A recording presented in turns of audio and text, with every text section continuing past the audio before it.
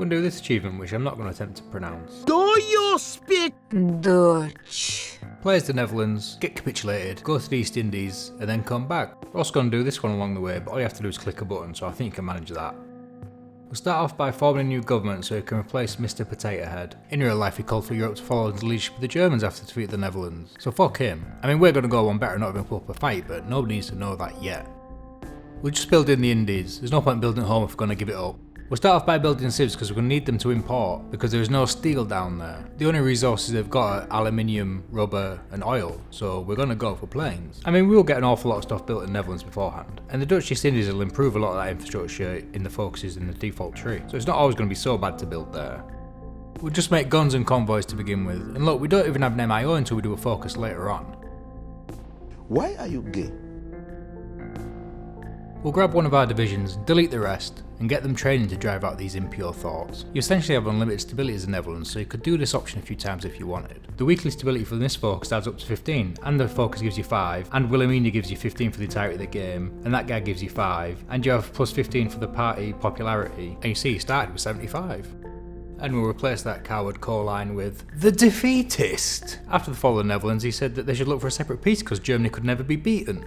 Only one thing I can't stand in this world, the Dutch. Then we'll do Gateway to Europe, and we'll hire an army advisor. They're both kind of shitty, but this guy's bonus seems better for in Indonesia. And we'll bow down to the supremacy of the Brits. We have to do that 5 times, so that they have 25 trade influence over us. Germany will never get any.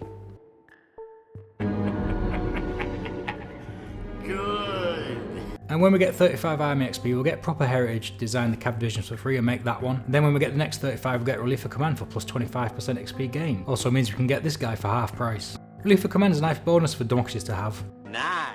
However, Democratic Netherlands has really shitty advisors. This guy's okay, not that we need PP and stability. Then depending on whether you're building civs or mills, these two, and that's it. We'll get an air reformer for plenty of experience, that's a nice guy to have. You stupid bastard. And when you've done the cave to the British focus, it puts you on limited exports. We'll just go straight back to free trade. That's the difference in resources, but that's the difference in bonuses. And any aluminium or rubber we need, we'll just get for the Dutch East Indies. Any increase in their autonomy to put them above integrated puppet is going to be wiped out by all the building we're doing there. And obviously it gives them an extra civ or 2 to build stuff. Then do lead the minor democracies and form the Benelux. And while we're doing that, we research the 1936 small airframe, we'll get the second engine and the range improvements. We'll have to use Fokker as our MIO, it's the only one we got, but it's bloody terrible. This is a very good focus that the Netherlands has. It's a shame it only lasts a year, though it would be super overpowered if it didn't. Going down this liberation path, we are blocked out of this focus. But we can do this one, which gives the exact same bonus. But if we were staying in Europe, we could do both those focuses, so have all 3 of them at the same time. We'll make a very basic plane to begin with. We'll stick range improvements on when we've researched that, and 1 heavy machine gun when we've got them. You'd need the 3rd engine to be able to put 2 heavy machine guns on. You see, we only start off with 6 mills, but the Dutch East Indies is an integrated puppet, so any mills we build there, 75% of them go to us, so every 4 we build we get 3.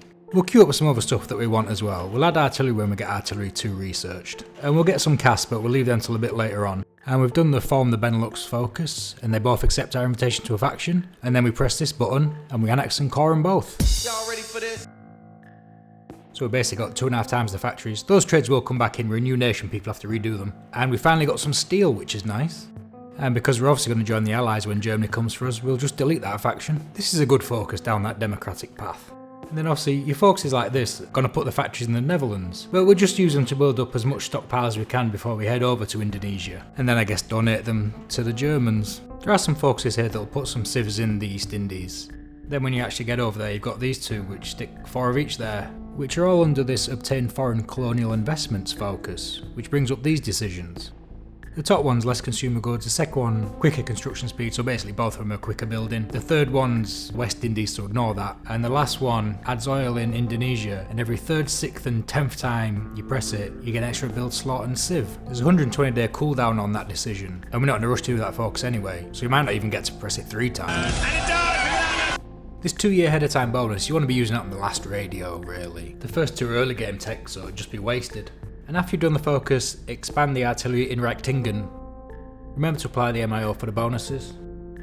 Your appetite for war as the Netherlands is so low you can't even go to limited conscription. This focus gives you +10, but that just balances out what the leader's taking away. So you'll have to wait for world tensions to be quite high before you can go to limited conscription. And your war spot also affects the amount of command power coming in, so you have to wait a fucking eternity to get enough to send an attaché. Oh, brother, this stinks!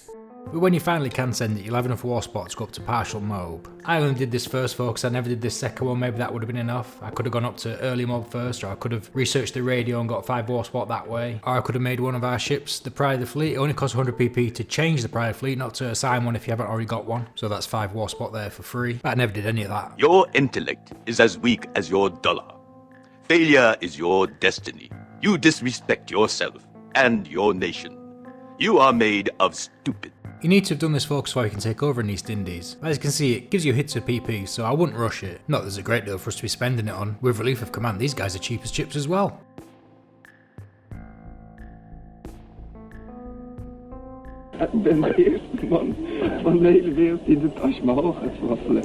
We've got that third engine tech now, so we'll stick the extra machine gun on the fighter and we'll start producing some CAS. If you start running out of build slots in the East Indies, remember that we also have territories in the Caribbean and in South America, and if worse comes to worse, Congo's our puppet now. We have the 1940 small airframe now, and it does ruin efficiency to upgrade it from that 36 one, but I'm going to do it. The Dutch ain't exactly known for their intelligence.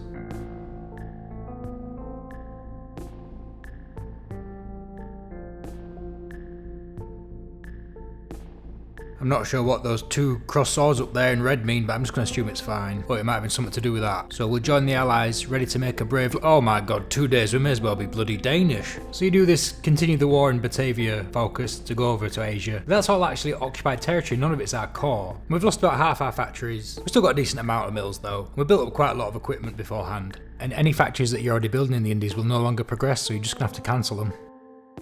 And now that we're capitulated, you can hire this guy, and that reduction in consumer goods will give you access to some more civs. Jesus! All the trades to the East Indies automatically got cancelled because we're a new nation now, so once they come back in it'll be a lot better.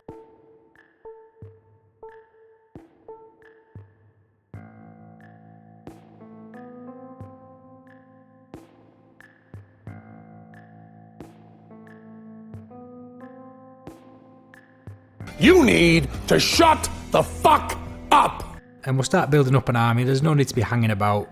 We've got this really good general that I made a field marshal, and you will get a lot of exiled generals. And if you've played with Democratic UK and Token from Ethiopia, you'll know some of them can be absolutely amazing, though it is random. They all start at level 1 though, so they can get a shit ton of skill points. And we have enough war spots to go to extensive conscription. That's as high as we need to go, because we're going to do this focus and gain access to a lot of the Indies manpower. Have a look up there as the focus completes, and that's having only just gone up to extensive conscription, so it's still mobilising. And that does affect non-core manpower as well, so it will get considerably higher. And we'll go on and do that focus that I mentioned earlier for 4 civs, and the one below it for 4 mills. That's increasing our economy by about 20%. And you see, the East Indies have been so many islands, it's far too much coastline to guard. Just guard the VPs and the ports, and we use these crappy divisions for that. All they have to do is stop the Japanese from capping us, and they're not even going to get close. And we'll have these divisions for in Europe. I should have researched engineer companies, that was a kind of a fuck up. And some pretty basic paratroopers. In the paratrooper doctrine, you really want to do that second one on the right. It's really overpowered nuking their org.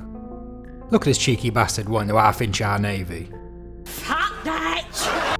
We'll finally get a decent leader, little Churchill. Oh, actually, he's kind of wank. We'll do this focus, it'll help us out a bit when we get back home. It'd help us out a lot if I had researched engineers and we had any entrenchment.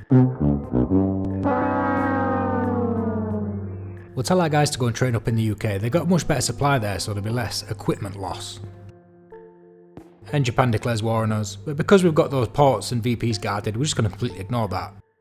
I produced 50 of the interwar transport planes, the one that you start with researched. There's no point in getting a more advanced model because all it does is add range, but we don't need range to hop across the channel.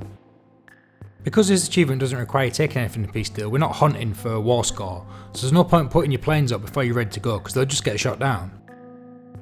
So we hop across, make for a port, we grab one, and we send our armies over there.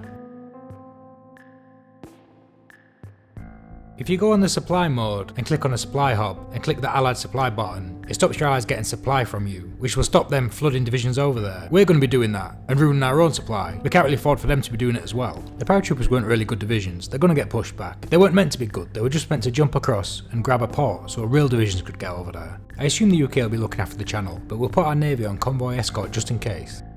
and we have a foothold back home. The Axis are massively overreacting by sending 1 million troops over. Initially I just try and brute force our way through them, but that does not seem to be working at all. So we'll let them keep panicking and flooding that front line with troops, and when they're massively overstacked and leaving the rest of the nation unguarded, we just naval invade where they ain't. And obviously the Allies are always going to have naval dominance, so we never actually had to do paratroopers, but we're making planes, so why not? And we've got to honour our boy Montgomery and do market guarding but do it properly. Now the smartest thing to have done would have been set up 10 divisions on naval invasion, and just before they landed, have the paratroopers jump them to kill the org of all the German divisions on the coast. But that's neither here nor there now. We're on the verge of having all our territories back and being able to do this focus. As soon as we did that naval invasion, around them we've got more ports, more supply hubs, more train tracks, more local supply. They didn't really have a chance, and we have everything we need now. I thought I'd put all my planes on that general, you know the lazy way where you just click that thing on top of them. But when I'm editing this I can see I've got 1200 fighters over the Netherlands and 800 CAS. They would have made running through the rest of Germany a lot easier if I'd actually done something with them. So we just go on and kill everyone. We kill Germany, the US kills Italy, then we kill Hungary, and that's all the majors gone, the Axis are dead. Which isn't part of the achievement, but I found that harder than I thought it should have been, so they were kind of pissing me off, so I wanted to kill the AI. Fuck, that's pathetic.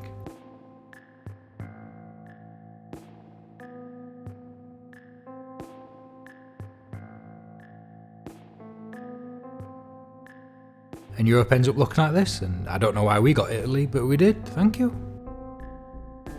Then I realised, oops, I didn't actually do that liberation focus. Or the 5 before it that I needed to do it. So I think, oh, that's 350 days I've got left then. I may as well go and kill Japan. But then a few of them get skipped because of us being back in the Netherlands. So it doesn't take that long. But I kill them anyway because, well, like we already established, pathetic.